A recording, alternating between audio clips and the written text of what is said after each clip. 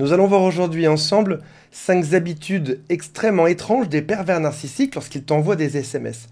Je dis ça en souriant parce que quand on voit ça après coup, on peut en rire, quand on est dedans, on rigole beaucoup moins en général. Voyons ça aujourd'hui. Avant de démarrer, si vous le souhaitez, abonnez-vous à la chaîne. Il y a aussi un quiz qui s'appelle « Est-ce que cette personne est perverse narcissique ou pas ?» Et si vous souhaitez me contacter, il y a un lien qui est juste en dessous pour prendre rendez-vous. C'est moi qui décroche. Première habitude extrêmement étrange, c'est que ce que tu es en train de faire au moment où il t'écrit n'a absolument aucune importance. Par exemple, tu es en train de dormir. Ça n'a pas d'importance pour lui. Il t'envoie des SMS, des messages sur n'importe quel type de plateforme. Je mets SMS, mais c'est n'importe quel type de plateforme. Tu dois répondre. C'est ta nouvelle mission sur Terre. Tu dois toujours répondre aux messages qu'il t'envoie. Tu es au travail, tu es dans une réunion qui est extrêmement importante, tu présentes quelque chose, un projet à ton travail, tu dois répondre. Tu es en famille, tu es à l'hôpital, tu dois être toujours disponible. Il a besoin d'avoir ton attention permanente. Chaque seconde, tu dois être devant ce téléphone comme une espèce d'astreinte pour toujours lui répondre. Si jamais ce n'est pas le cas, si jamais tu mets un peu trop de temps à répondre, ça signifie que tu l'as trahi. Tu as trahi la confiance qu'il a mise en toi. Éventuellement, tu es peut-être aussi en train de le tromper. C'est ce qu'il va dire en tout cas. Pourquoi est-ce que tu ne me réponds pas? Tu es censé être disponible alors qu'il est. Tu devrais me répondre, donc c'est que tu me trompes. Tu deviens, au bout d'un moment, comme esclave de ton téléphone, et même si tu es avec des amis, que tu passes un bon moment, que tu es dans autre chose, tu as tendance à toujours vérifier pour savoir si des SMS n'arrivent pas, parce que tu dois répondre. En tout cas, il t'apprend ça. Ce qui te met dans un état d'hypervigilance permanente. L'hypervigilance, c'est par exemple, quand tu vas dans la rue, si jamais tu vois des personnes se battre, je sais pas, le soir, dans la rue, ton corps se met en hypervigilance. C'est-à-dire qu'il devient plus rapide. Il va courir pour se cacher, ou éventuellement il faudra se battre. Ton cerveau s'active plus rapidement. En gros, c'est vraiment une caricature. Et là, cette hypervigilance permanente, c'est qu'il t'a appris, il t'a enseigné à toujours être dans cet état, ce qui est extrêmement nocif pour le corps et pour notre santé psychique. Et ça ressemble au passage à du harcèlement. Alors, malheureusement, au début de la relation, souvent on l'interprète mal. On se dit, il a besoin de moi. Il est en détresse, il a besoin que je lui réponde.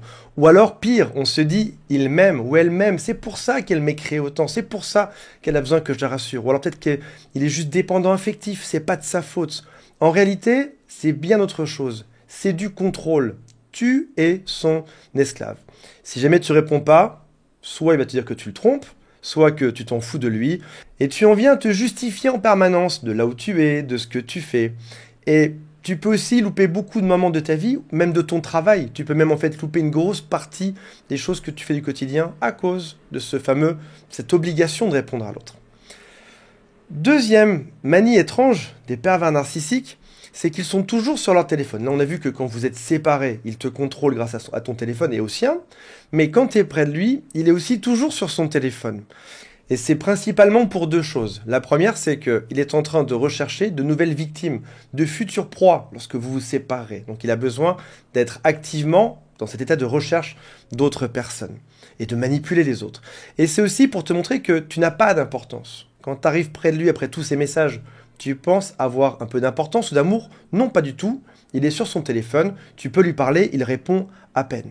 Lorsque quelqu'un ne te répond pas, tu te sens ignoré, ce qui est déjà pas très agréable, mais tu te trouves aussi ignorant de ce qui se passe dans sa vie, dans sa tête. Pourquoi est-ce qu'il sourit parfois devant son téléphone? Par exemple, en pleine nuit, vous êtes dans le même lit, il est sur son téléphone, il sourit, tu ne sais pas pourquoi, et il ne te dira pas pourquoi. Et là, tu te dis, qu'est-ce que j'ai fait de mal, ou qu'est-ce que j'ai fait qui mérite ce genre de traitement?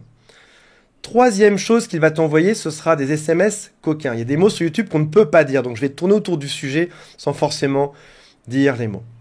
Dans les SMS qu'il va t'envoyer, parfois, ça parlera beaucoup de ça, de manière extrêmement crue, que ce soit un homme ou une femme au passage. Et c'est quelque chose que tu as peut-être d'ailleurs eu depuis le début de la relation, qui est très étonnant. Tout d'un coup, tu penses qu'il est très fâché, et quelques minutes plus tard, c'est des SMS qui sont très intimes, trop intimes à ton goût. Tu peux recevoir des photos que tu n'as pas forcément désirées, tu peux recevoir ses pensées qui sont coquines, tu peux recevoir des ordres d'envoyer tel type de photos, et au passage, il ne t'a pas demandé si tu souhaitais recevoir ça, si tu étais dans ce genre d'humeur aujourd'hui. Non, non, il te l'envoie de manière très directive. C'est aussi quelque part pour te rabaisser, tu ne sers qu'à ça. Et si jamais il te dit d'envoyer des photos intimes et que tu le fais, il pourra aussi te le reprocher par la suite. T'as vu le genre de message ou de photo que tu m'envoies? Mais rassure-toi, ou pas, il fait ça avec tout le monde. Quatrième habitude étrange que peut avoir un pervers narcissique, c'est après une grande dispute, après un grand silence, c'est la discussion intense, pleine d'amour. Tu es la femme de ma vie, tu es l'homme de ma vie. Je n'ai jamais connu quelqu'un comme toi, on doit s'accrocher, on s'aime, il y a beaucoup d'amour entre nous deux. On a une relation qui est tellement forte, toi et moi. Et là, tu as plein d'émotions dans ces messages, tu as plein d'amour, il y a plein de sentiments. Ce que tu sais pas, c'est que ça fait partie juste d'une expérience qu'il te fait vivre. Il a découvert que les êtres humains étaient très sensibles à ça. Je dis les êtres humains parce que c'est un peu comme un extraterrestre là-dedans. Il ne ressent pas grand-chose, il regarde comment est-ce que tu réagis. Et il sait que les êtres humains sont friands de ça. Un peu comme quand tu vas dans un parc Disney, un peu comme quand tu vas au cinéma, c'est pas pour de vrai, c'est juste des acteurs. Là, c'est pareil. Il faut que ce soit le plus crédible possible.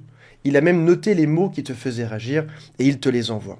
Malheureusement, quand tu vas recevoir ça, tu vas y croire. Bien évidemment, c'est la personne que t'aimes, c'est la personne avec qui tu es en couple, et tu vas t'y accrocher. Tu vas vouloir que ça recommence par la suite, mais en vain.